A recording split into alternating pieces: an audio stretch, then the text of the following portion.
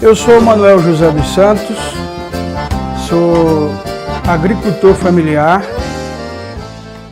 Hoje trabalho na comunidade, trabalho e vivo na comunidade Empoeira, no município de Serra Talhada. Nasci no sítio Jatobazim, no município de São José do Belmonte, e sou bisneto de escravo, sou neto e filho de sem terra e fui sem terra até o ano de 1986. Eu iniciei no movimento sociais pela igreja, eu fui animador de comunidade a partir da paróquia de São José do Belmonte, animado pelo padre João da Cruz e pelo padre Servar, que era um francês que veio ajudar os camponeses logo depois do golpe militar, ali por volta dos anos 68, 70, e eu entrei nesse movimento aí a partir de 72. Eu tinha 20 anos na época, e como eu fui coordenador regional da ACR, que era Ação Católica Rural, fui associado no sindicato no ano de 72 também, e, portanto, no sindicato eu fui delegado de base da minha comunidade, fui primeiro suplente da diretoria, como primeiro suplente, o presidente do sindicato foi assassinado e eu tive que assumir como tesoureiro em 79. Você lembra o nome desse?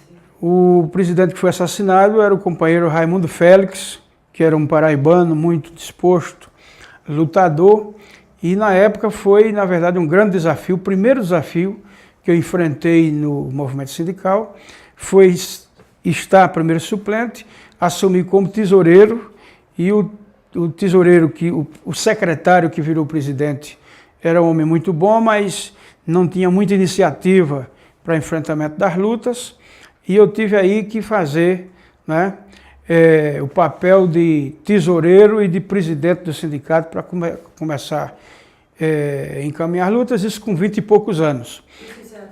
Isso no município de Serra Talhada. Era um desafio muito grande, porque você assume como primeiro suplente, assume a tesouraria e a presidência do sindicato indiretamente, substituindo um presidente que foi assassinado, um homem lutador, muito querido pelos trabalhadores, e havia toda uma dúvida se a gente seria capaz de dar continuidade às ações desse sindicato. Isso me levou logo em março de 81, eu acabei sendo eleito presidente do sindicato, e a nossa luta, primeira como presidente do sindicato, era a construção do travessão, que, para simplificar, era a cerca de uma área de 20 mil hectares, onde a grande maioria dos proprietários, todos tinham propriedades muito estreitas, de 20, 30, 40, 100 metros, por uma extensão de comprimento que ia até 18 quilômetros, e ali o povo tinha uma grande dificuldade, que na época do inverno, os criadores de gado soltavam gado, o povo não podia fazer cerca individual, então eles tinham aquela pequena propriedade e não podiam plantar nela, iam ter que ser arrendatário do grande proprietário para deixar a terra dele livre para o gado do fazendeiro comer. Então, por isso era necessário e importante cercar coletivamente essa área que dava em torno de 20 mil hectares. Os fazendeiros que se beneficiavam com a criação de gado solto, é claro que eram contra, e esse foi um dos motivos pelo qual Raimundo foi assassinado. Então, nós fizemos todo um processo, primeiro de organização da comunidade, mostramos que nós não éramos nem prefeito, nem vereador, não tínhamos terra naquela comunidade, mas o povo poderia fazer se tivesse organização e força. Nós coordenaríamos a luta. Resumindo, nós lutamos aí 3 anos, com 3 anos enfrentamos vários processos na justiça, várias perseguições de morte, tivemos que ficar afastado do município por algum tempo, mas concluímos aquela primeira obra, a área foi cercada e o povo foi beneficiado. Então foi a nossa primeira grande largada de luta do movimento sindical. Depois tivemos as lutas aí de enfrentamento das questões da seca, é uma realidade principal no Nordeste, a seca e a fome do povo, o povo que eram, na verdade, abandonado, não havia nenhuma política pública, os prefeitos corriam, os governos do estado não tinham político, o federal também não, e muitas vezes eu vi o pessoal saquear a feira para levar para seus filhos o milho, feijão e farinha, e a polícia ainda prendia os pais de família porque saqueavam na mais torturante necessidade que eles estavam vivendo. Então nós do sindicato não podíamos entrar naquele movimento, mas depois íamos soltar os que estavam presos, solicitar do delegado uma feira para os que foram presos e exigir da polícia que fosse deixar o pessoal em casa. Então isso foi o caminho da nossa luta. Depois entramos na luta das barragens, né? Barragem do rio Pajeú, que está na região do município de Serra Talhada, a barragem de Serrinha, a barragem de Pedra Partida, depois a barragem do Rio São Francisco, Itaparica.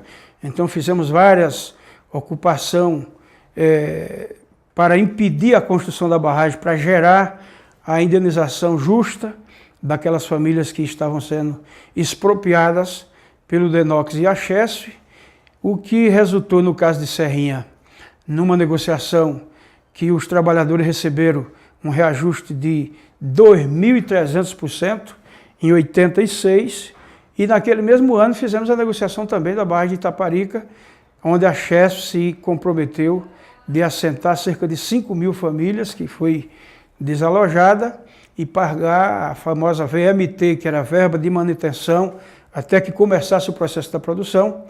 E como atrasou o processo do reassentamento, esse pagamento rolou por mais de 15 anos, as famílias recebendo por conta de atraso na conclusão das obras por parte da Chesf. Mas conseguimos ser reassentados? Sim, conseguimos reassentar essas famílias, conseguimos lutar pelo processo de eles voltarem a ser produtores novamente, mas isso levou 15 anos.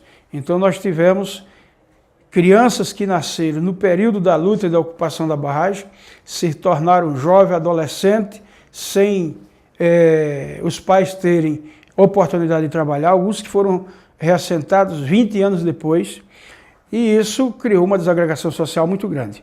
Mas, sem dúvida, trouxe para aquelas famílias também todo esse processo de negociação, benefícios que ainda hoje a maioria das pessoas são beneficiados. Então é esse processo de movimentação nessa direção e ao mesmo tempo participando, quando do sindicato participávamos das discussões da política da federação nas 3 regiões do estado, né, no Sertão, no Agreste, na Zona da Mata, nesse período, a partir de 83, teve todo o processo de discussão da fundação da CUT, e a gente que estava no sindicato, né, participamos desse movimento, ajudamos a criar a CUT em Pernambuco. Na época, havia dentro da federação e dentro da instituição FETAP e na CONTAG também uma resistência muito grande de se falar em central sindical. E nós, naquele momento, nacionalmente se criou 2 visões com a criação da CUT. Uma visão que apostava na necessidade de, por dentro dos sindicatos, das federações e da CONTAG, a gente avançar na discussão da necessidade de que os sindicatos se filiassem, a central, as federações e a própria CONTAG, porque nós estávamos vivendo momentos em que o mundo não permitia mais que a organização sindical ela continuasse de forma isolada, pensando só na categoria, pensando só nos problemas locais, mas nós precisávamos pensar nos problemas de âmbito regional, nacional, na conexão e articulação entre o trabalho sindical e o trabalho político partidário, para que os governos fossem cada vez mais sendo cobrados por parte dos movimentos sociais e essas políticas públicas elas fossem acontecendo de forma que fosse fortalecendo a luta e as reivindicações dos trabalhadores e trabalhadoras que nós representávamos.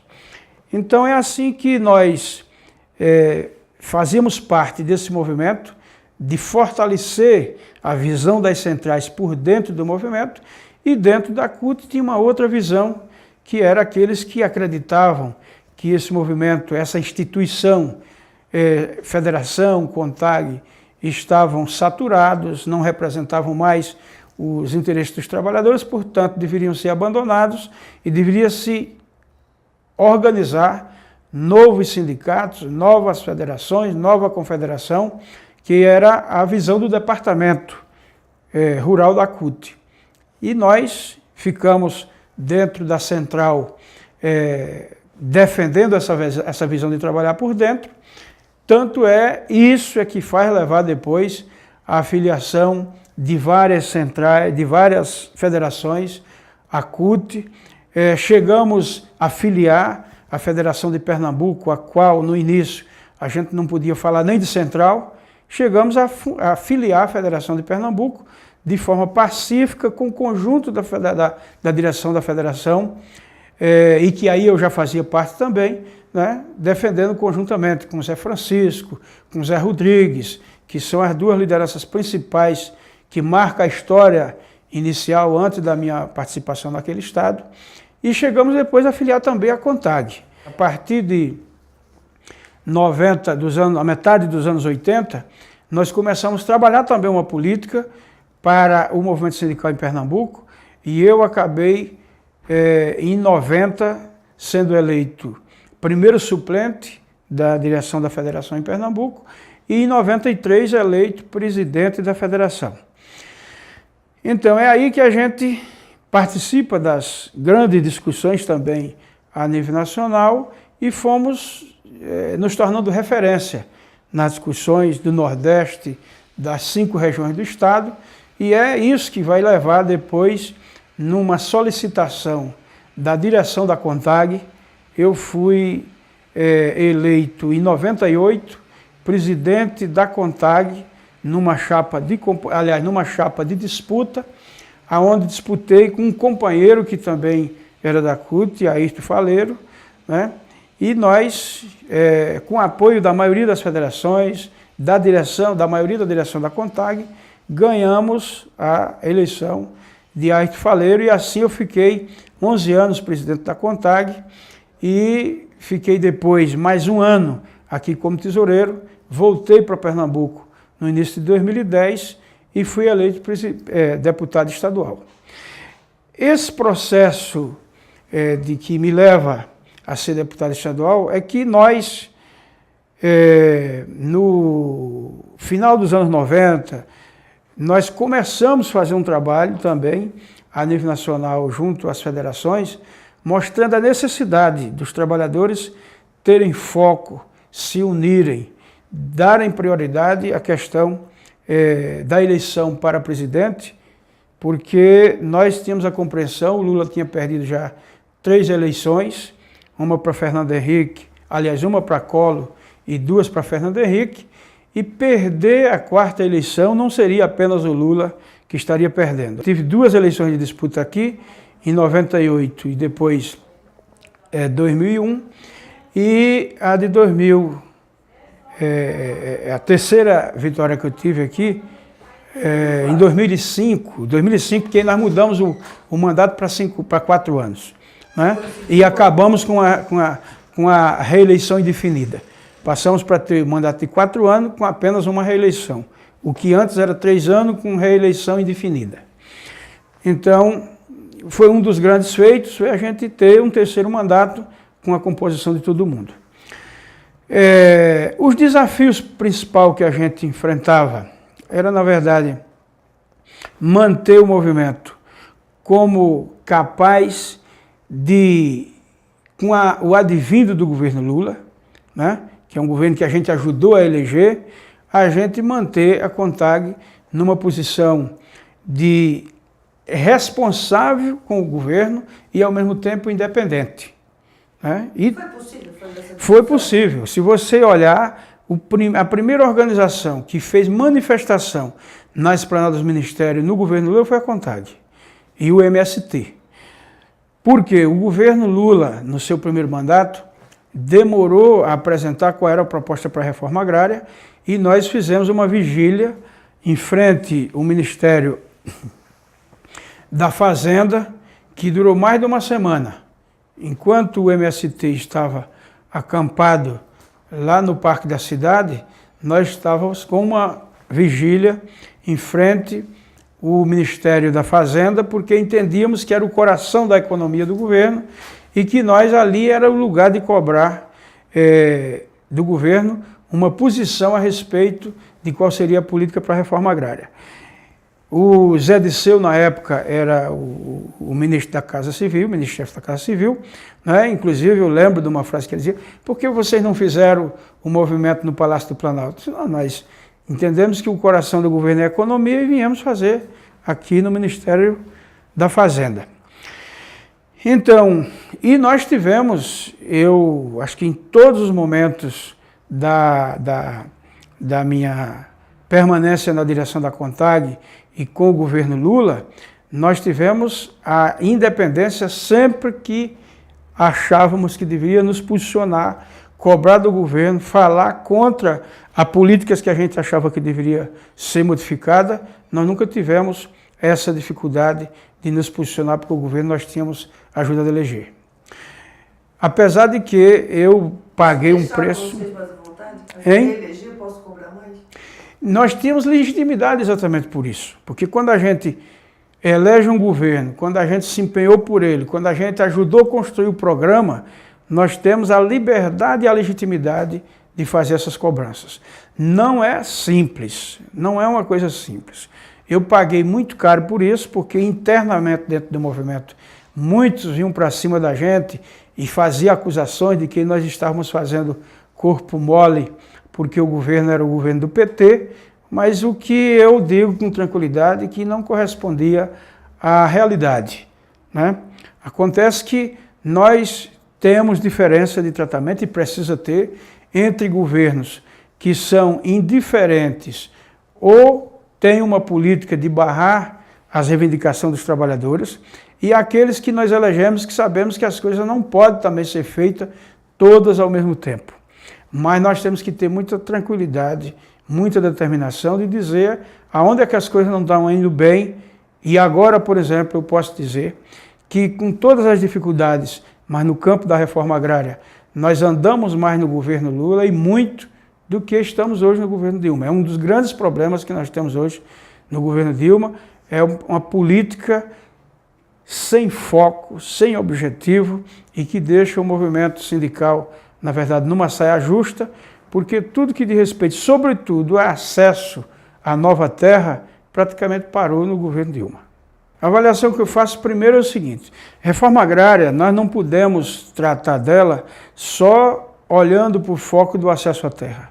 Você tem que olhar a reforma agrária de forma mais ampla, que um dos itens é acesso à terra, o outro é o planejamento para desenvolvimento dos assentamentos, e aí incluindo também as áreas que não são de assentamentos, que passa pelas políticas públicas de crédito, de assistência técnica, de produção, de comercialização, de educação, saúde, moradia, o conjunto das políticas públicas para fazer com que as pessoas no campo vivam com dignidade e se orgulhem por ser agricultores. Eu diria que nós avançamos em parte dessas políticas, não podemos negar que os movimentos sociais tiveram um papel fundamental nas desapropriações que foram feitas, não foi nada de dádiva de governo, nem no governo Fernando Henrique, nem no governo Lula, foi tudo fruto, no que diz respeito à desapropriação, fruto da organização e luta dos movimentos sociais. A CONTAG, por exemplo, deu uma grande contribuição também ao governo, quando propôs e negociou com o governo, por exemplo, o crédito fundiário, que é um serviço para o governo, para o Estado e um serviço para os trabalhadores. Porque se você tem um crédito que pode ser disponibilizado para os trabalhadores, que eles podem ter acesso à terra sem ter que ficar debaixo da lona preta. Então, e isso permite, inclusive, a negociação das áreas que não são permitidas por lei de ser desapropriadas, que são aquelas que são inferior a 600 hectares. Então, isso é um grande serviço prestado por essa confederação. Então, nós avançamos nos créditos, né? Se nós olharmos que não havia Pronaf antes, né? E hoje o Pronaf gira em torno de 20 bilhões de reais para a agricultura familiar. Nós não podemos dizer que é qualquer coisa, é uma política importante. Nós, no primeiro ano da negociação do Pronaf, o juro chegou a 18% na negociação com o governo Fernando Henrique em 95. Hoje nós temos no Pronaf juro negativo, como é o caso do Pronaf B, você recebe o capital, se paga em dias, você tem mais R$300 de abatimento de 1.500, né? E isso é, sem dúvida, uma conquista significativa dos trabalhadores. Agora, eu sempre digo, nós não podemos também colocar toda a responsabilidade só para o governo, sem olhar qual é o nosso papel. Nós estamos vivendo um momento que os movimentos sociais precisam também se reciclarem, se adequarem à nova realidade e ter foco prioritário de quais são as prioridades das nossas ações. Hoje, as prioridades para a agricultura familiar, na minha compreensão, nós temos que focar na prioridade do campo da produção, da agregação de valores, da comercialização. E isso não se faz se a gente não se profissionalizar, se a gente não investir, tá certo? Para mostrar que efetivamente aqueles que estão no campo, ou por herança, por compra, por assentamento, seja como for, mas eles estão se organizando e estão conseguindo, de fato, ter uma vida melhor com esses créditos que nós negociamos. E eu vejo que a maioria dos sindicatos ainda não se acordaram para isso. Não tem foco prioritário de luta para a agricultura familiar. Por outro lado, o governo também,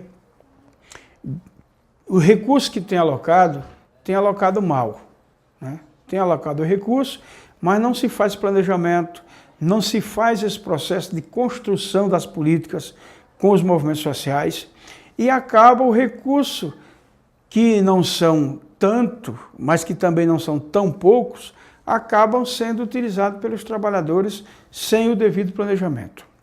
Para se avançar no processo de novos assentamentos, de novas áreas de acesso à reforma agrária, é fundamental que a gente possa mostrar que as áreas que foram já desapropriadas, elas têm uma utilidade e estão contribuindo para a transformação da vida desses trabalhadores e dessas trabalhadoras no dia a dia. Com toda essa experiência, não se conseguiu ainda mostrar para a sociedade o impacto do setor reformado? Não, isso você tem parte que já está comprovado da importância desse impacto. Por exemplo, se você pega as famílias dos assalariados, por exemplo, do Nordeste, que antes eram assalariados, viviam vendendo a sua força de trabalho, depois entraram num processo de crise que nem vender a força de trabalho conseguem mais. E hoje, Pernambuco, por exemplo, que a gente tinha cerca de 200 mil trabalhadores assalariados, hoje no pico da safra nós não passamos de 70 a 100 mil trabalhadores temporários. Certo? Isso significa dizer que nós temos aí uma reserva de 100, 100 e tantos mil trabalhadores que não são mais assalariados. Parte desses trabalhadores ficaram nas periferias, sem qualquer referência, jogados e abandonados.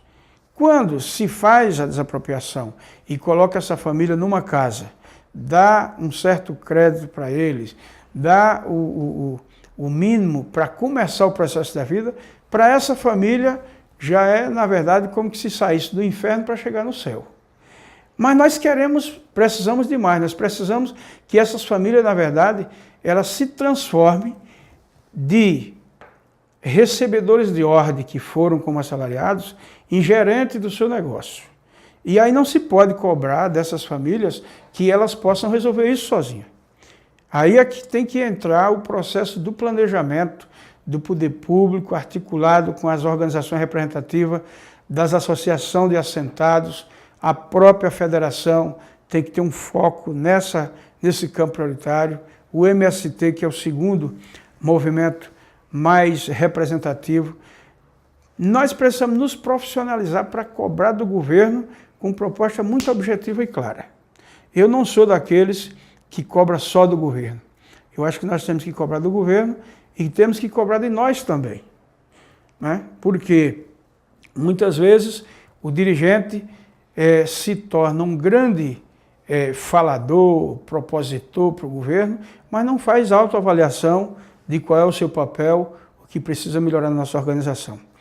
Então, eu entendo que nós estamos necessitando fazer uma grande cruzada dos movimentos sociais de forma profissional, exigir do governo, de forma também muito objetiva, de reencaminhar essas políticas e esses créditos para um fortalecimento e o desenvolvimento das áreas, não só as reformadas, mas as famílias que vivem ainda nas comunidades rurais, como poceiro, proprietário pelos diversos meios. Olha, eu quero falar um pouco desse desafio até antes dos 50 anos, né, no meu mandato ainda. Por exemplo, um dos desafios, você tinha perguntado lá atrás, qual o desafio principal que a gente encontrou?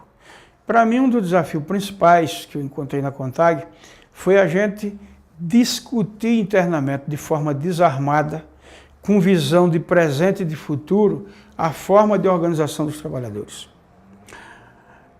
Eu acho que a maioria dos nossos dirigentes, a gente se apegou muito como que se a nossa representação institucional ela fosse acima de tudo e que a gente não sofresse ameaças externas, tá certo? E que por isso a gente marchava numa visão intocável de que a CONTAG não deveria ser questionada. E eu sempre disse que nós tínhamos um problema sério a ser enfrentado e que eu não tive apoio conjuntural político naquele momento. Acho que não havia a compreensão da maioria dos companheiros de que era como é que a gente aprofunda e avança na organização entre os agricultores familiares e os assalariados. Porque economicamente são categorias diferentes.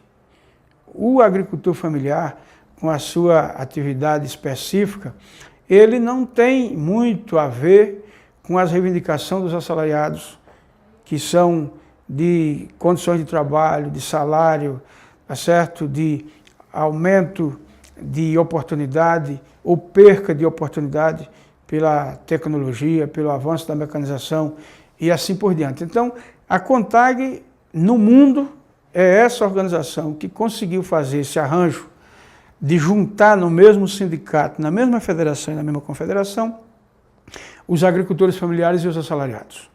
Só que o tempo vai cada dia mostrando que isso, um tempo não vai mais continuar sendo sempre assim, tá certo? Então, eu sempre tive essa angústia, sempre tivemos dificuldade de fazer essa discussão.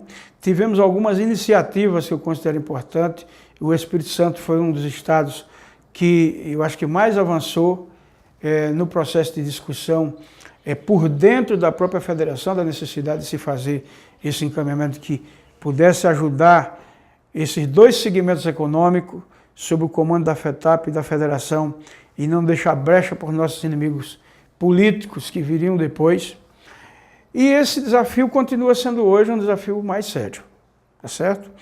E isso hoje, às vésperas dos 50 anos da CONTAG, eu acho que está nos ameaçando muito mais, porque está se deixando de resolver as coisas de forma política interna, sobre o nosso comando, e estamos sendo forçados a fazer encaminhamentos, forçado pela judicialização da disputa, tá certo? Forçado por outros elementos que hoje fala em nome dos assalariados, mas na verdade não tem compromisso com os assalariados.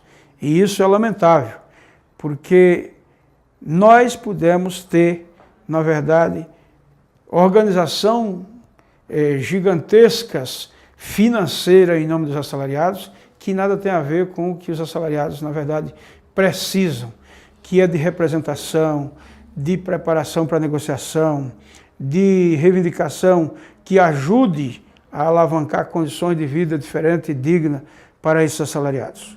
E esse processo está muito mais hoje sendo tratado do ponto de vista dos interesses econômicos de grupos sindicais do que mesmo para servir os assalariados. Eu acho que esse é um dos desafios que continuam e estão ficando cada vez mais evidente e forte para o movimento sindical. O outro é esse de a gente ser capaz de preparar a proposta cada vez mais objetiva, profissionalizada, cobrar do governo, independente de quem seja, tá certo? Para fazer que o desenvolvimento que hoje tem sido muito forte, sobretudo nos setores urbanos, nos setores de grandes conglomerados nas regiões metropolitanas, elas possam chegar também para o campo. E, por último, é o desafio de manter o máximo de unidade possível dentro do movimento sindical. Porque se a gente transformar esse movimento em vários pedaços de interesses desse partido, daquela central, desse segmento, daquele outro, os trabalhadores é quem padecerão, porque o que foi construído nesses 50 anos pode não ser preservado nesses 50 anos que nos aguardam daqui para frente. Mas essa preocupação, ela não pode ser o elemento central que nos move. Nós temos é que ter certeza de que esses desafios são para ser enfrentados, e eu acredito que a sabedoria dos trabalhadores do campo, a experiência acumulada aos 50 anos, vai levar os companheiros, na diversidade do momento, né, poder saber enfrentar com sabedoria outros 50 anos, que torna essa contagem mais forte, mais unida e mais capaz de responder a esse desafio que nós não tivemos estruturalmente, conjunturalmente, condição de resolvê-los. Olha, o momento... Eu vivi muitos momentos, acho que não dá para ter um especificamente. Para quem sai da invisibilidade, né? No meu caso, que eu era um trabalhador rural, diarista, morador, você está num foco de discussão, por exemplo, como nós fizemos na ocupação da barragem de Serrinha, onde na época, em 86, nós negociamos 2.300% com o Denox, para um povo simples, desinformado, lá do pé da serra, e isso para a gente dava a certeza de que o fato de ser agricultor e de não ter tido oportunidade de estudar, mas a gente podia lutar e podia enfrentar órgãos federais, como era no caso do Denox, que era o bicho-papão que não podia ser enfrentado. Por exemplo, quando nós fizemos a primeira greve, a grande zoeira que as pessoas faziam é um órgão federal, vai vir um exército, vai prender vocês, vai derrubar com o sindicato. Então, esses momentos eu considero como momentos chave de afirmação. Depois, quando fizemos a negociação também de Itaparica, era período de ditadura ainda. Nós não tínhamos percorrido esse processo de chegar até na CONTAG. E ali nós fazemos uma negociação que dura 20 anos de briga e de luta, mas você leva aí 10.000 famílias que são beneficiadas por essa negociação. Um outro momento muito forte é quando a gente consegue, já aqui na CONTAG, fazer esse processo de acompanhamento em todos os estados e procurando unificar nossa base para a eleição de Lula em 2002. Eu posso dizer que na posse de Lula, eu me considerava um dos grandes vitoriosos entre todos os trabalhadores do campo, porque nós tínhamos construído aquele processo. Não era uma coisa que vinha de fora e que agora a gente ia simplesmente conviver com ele. Nós participamos do processo da organização. E um outro momento muito feliz para mim foi quando eu terminei meu mandato na CONTAG e receber de todo mundo o carinho, o reconhecimento, e eu voltar aqui e ser acolhido.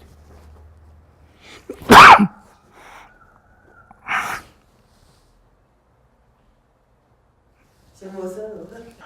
Olha, eu posso dizer que frustração é uma coisa que também a gente tem ao longo do tempo. Eu não teria uma frustração marcante, única. Eu acho que, por exemplo, quando a gente faz um movimento, acredita naquilo que a gente está fazendo e a gente não consegue ter ainda a compreensão da maioria da base, e você tem dentro do seu próprio espaço de trabalho pessoas fazendo encaminhamentos, queimação, tá certo? Desinformando, quando a gente tem consciência do que está sendo passado, ela não corresponde à verdade, então isso frustra qualquer liderança e eu não poderia deixar de ter vivido momentos assim. No que diz respeito, no que você pergunta do próprio governo, é claro que quando nós estamos na oposição, os nossos sonhos e expectativas de transformação, eles são muito maior do que a realidade vai nos oferecer no futuro. Então, eu achava, na verdade, quando o presidente da CONTAG aqui, eu achava que a gente poderia ter avançado muito mais, né, no processo de discussão das políticas públicas em parceria, tá certo? Com o PT, a CONTAG, o conjunto dos movimentos sociais no campo. E isso, quando não foi sendo possível, isso vai trazendo para a gente uma angústia significativa. O que é que vai nos levar também depois a compreender melhor o processo seguinte? É que nós ganhamos o governo com Lula, mas nós não ganhamos o poder no Brasil. Né? Nós ganhamos o governo numa aliança muito ampla, e quando nós olharmos a base de sustentação do governo Lula e também do governo Dilma agora ainda mais, então você tem muito mais partidos e lideranças com ideias e compromissos com outros segmentos que não dos trabalhadores, tá certo? Do que a parte que defende esses compromissos que nós defendemos. Então isso, a luta social para dentro do governo, ela é muito quem diz, quem leva mais nas políticas públicas encaminhadas por esse governo. Como nós temos ainda uma necessidade muito grande nas nossas bases de entendimento político, de organização política, de articulação e de mobilização de forma mais altiva, propositiva, profissionalizadas, nós levamos muitas desvantagens, né, frente às outras categorias e às outras forças que disputam espaço nesse governo, certo? Então, eu diria que a minha frustração, ela é uma frustração também semelhante a muitas lideranças que se encontraram diante dessa surpresa entre antes do governo e durante o governo. Agora, entendemos que o governo é um espaço de disputa de poder. Na medida que a gente se organiza, na medida que a gente propõe, na medida que a gente mobiliza, a gente pode levar mais. E isso é um desafio hoje para o conjunto dos movimentos sociais. Olha, o sonho que eu tenho para contar aqui, a partir de 51 anos, primeiro, é que ela continue sendo a referência principal do conjunto dos trabalhadores rurais desse país, né? Não significa dizer que ela será a única, porque já não vem sendo faz tempo, mas é a principal organização como referência dos trabalhadores rurais desse país. Segundo, que ela consiga cada vez mais avançar e se atualizar na conjuntura política e nas prioridades que precisam ser dadas em cada frente de luta para os trabalhadores, sejam eles agricultores familiares ou assalariados, né? E que continue sendo capaz de inovar, de cobrar do governo e de acumular conquista para os trabalhadores e trabalhadoras, porque a gente sabe que essa é a meta principal e o objetivo de uma organização que tem a representação da dimensão da CONTAG. Olha, eu não tenho dúvida que o desafio para um trabalhador rural como eu, no espaço político partidário, na representação, seja do legislativo ou no executivo, e sobretudo no legislativo, municipal ou estadual no meu caso, então os desafios são muito grandes. Primeiro porque a política, a forma de fazer política no Brasil, né, ela leva muito essa relação do pedir ao político e o povo não ter essa visão da importância do trabalho que está sendo feito pelo parlamentar, do ponto de vista dos projetos-lei que diz respeito ao interesse do conjunto da categoria, né? Dos pleitos que são da categoria, por exemplo, como enfrentamento da questão do desemprego, a questão da geração de oportunidade para esses trabalhadores, enfrentamento de temas, por exemplo, como a questão do agrotóxico, que é um tema que hoje, na Assembleia Legislativa, nenhum deputado quer enfrentar, a maioria dos deputados, a grande maioria, não estão ligados nisso, porque, primeiro, é uma coisa que as grandes empresas, produtoras, distribuidoras, têm uma força muito grande e muitas delas financiam, inclusive, os deputados. São temas desinteressantes, né? Tratar dessa questão dos agricultores familiares, dos assentados, dos quilombolas, dos indígenas, que é a nossa tarefa lá, isso não é coisa que é importante ainda para a maioria da nossa sociedade, né? Você tem, muitas vezes, mais pessoas, até que às vezes não são rural, que conseguem compreender pela formação política, pela capacidade de formação de opinião que tem, mas a nossa base não tem ainda esse acúmulo de saber que esse trabalho é um trabalho importante de ser desempenhado e defendido por um deputado. E o que mais me deixa um tanto contrariado é que os pedidos são muito mais imediatistas e individual, né? Então cada um quer o seu benefício, ou seja, o seu emprego, a sua estrada, ou seja, o seu poço, o seu açude, a transferência do seu filho. E isso, para mim, que sempre tive um sentimento de que só juntos é que a gente vai enfrentar as grandes políticas para beneficiar a maioria, isso me deixa muitas vezes muito chateado, né? Agora, eu não tenho nenhuma dúvida de que essa é a regra do jogo, é assim que a política foi montada, e nós não podemos entrar na política se não for por esse ambiente ainda muito conturbado que nós temos que conviver com ele. Portanto, é um desafio muito grande. A gente tem que estar lá mostrando que somos diferentes, não podemos deixar nos envolver por essa onda de imediatismo e entrar no mesmo processo das negociatas para poder oferecer ao nosso povo coisas que também não vão ajudar a transformar a comunidade. Então, vamos ter que sempre levar quais são os nossos projetos, qual a importância da política e por quê, que tipo de política nós queremos ajudar a construir a partir da compreensão e de uma nova forma de se relacionar com as autoridades que a gente constitui, tá certo? Isso é uma tarefa que eu sei que vou morrer e não vamos conseguir resolver, mas para mim só tem sentido se for nessa direção.